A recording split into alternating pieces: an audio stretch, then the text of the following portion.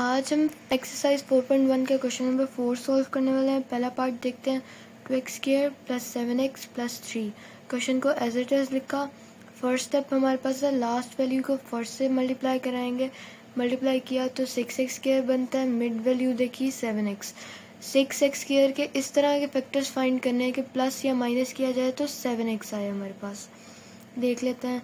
2 के टेबल में 6 आता है, 2 3 से 6, बट जब 2 और 3 को प्लस करेंगे तो हमारे पास 5 आएगा, तो वो हम नहीं ले सकते। 3 के टेबल में भी 3 2 से 6 आता है, बट वो भी नहीं ले सकते ना। देन 6 4 के टेबल में नहीं आता, 5 के टेबल में नहीं आता। 6 1 से 6 होता है, 6 + 1 7। ठीक है, यहाँ पे जब हमने देखा 2x² as it is, 7x की मिड टर्म ब्रेक की, प्लस 6x + x + 3 मल्टीप्लाई करवाया, वापस से 6x² बनता है, प्लस माइनस किया तो 7x बनता है। देन 2x² + 6x में से कॉमन देखेंगे, 2x कॉमन, ब्रैकेट में x + 3। x + 3 में से कुछ कॉमन नहीं आता, +1 आया बाहर एंड ब्रैकेट में x + 3। दोनों ब्रैकेट सेम आए हमारे पास। 2x + 1 एक factor, x + 3 second factor. Second question की तरफ देखें। 2x² + 11x + 15। 15 2 ज़ा 30 x², then mid value 11x।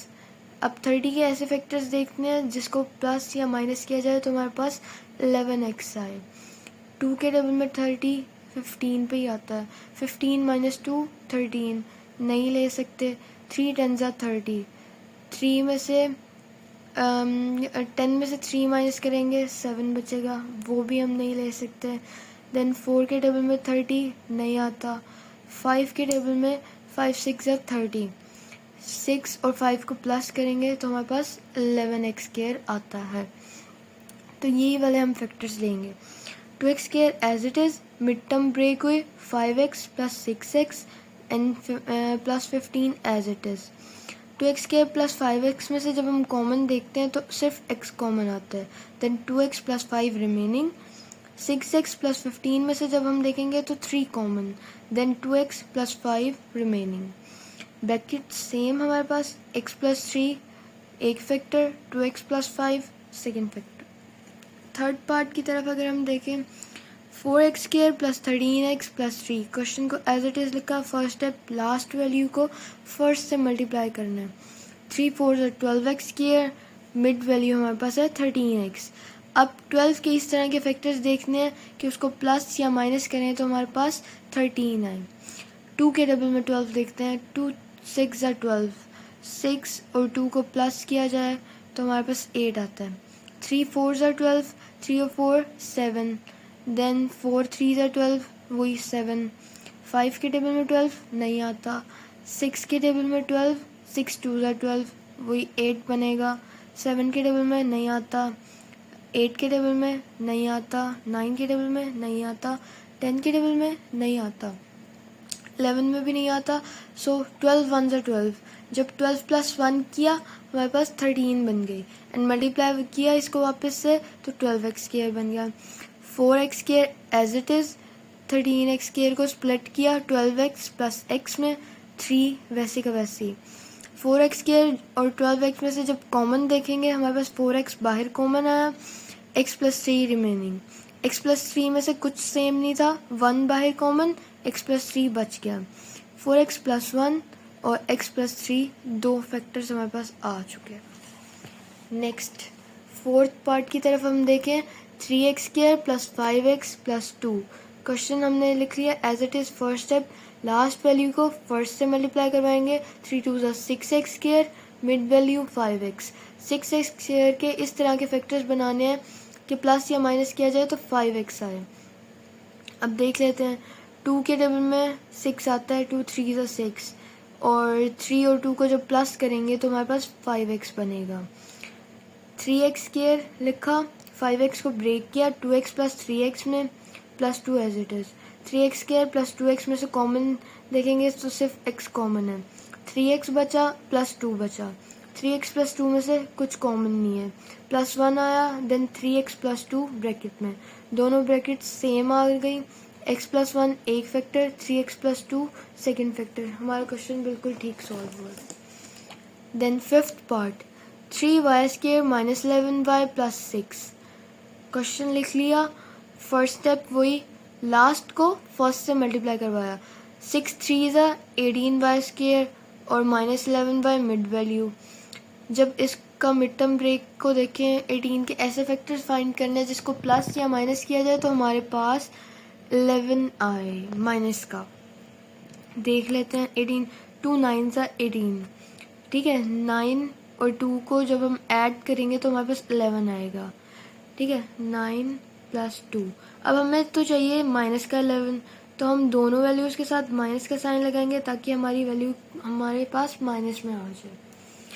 3y² minus 9y minus 2y। 11 को हमने जब ब्रेक किया तो ये हमारे पास दो वैल्यूज़ आई, प्लस 6।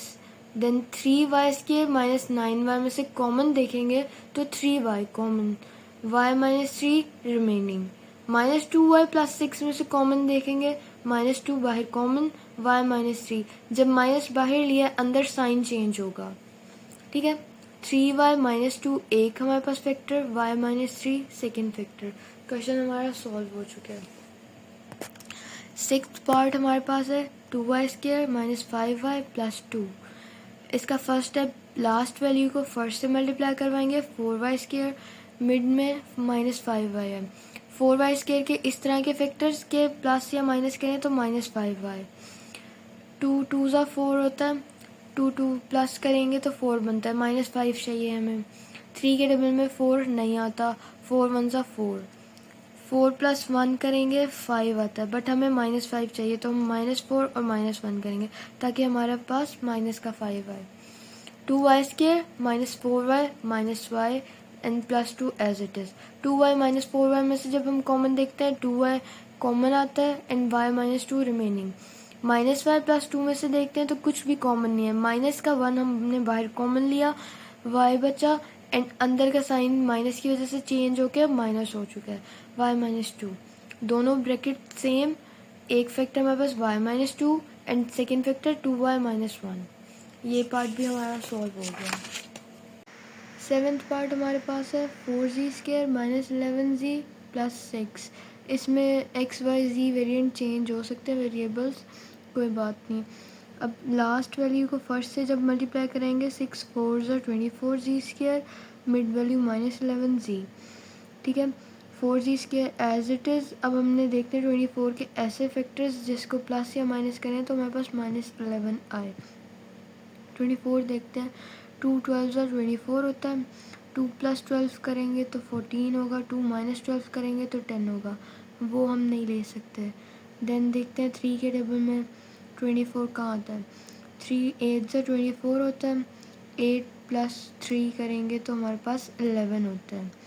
तो अब हमें देखना है कि हमें माइनस में चाहिए 11, तो इसलिए हमने दोनों को माइनस में लिया, ठीक है। 4z² minus 8z minus 3z। 11 की मिड टर्म ब्रेक करके ये आया, दोनों को जब माइनस करेंगे ऐड होगा तो ये 11z बन जाएगा और मल्टीप्लाई करवाएंगे तो हमारे पास 24z² ही बनेगा।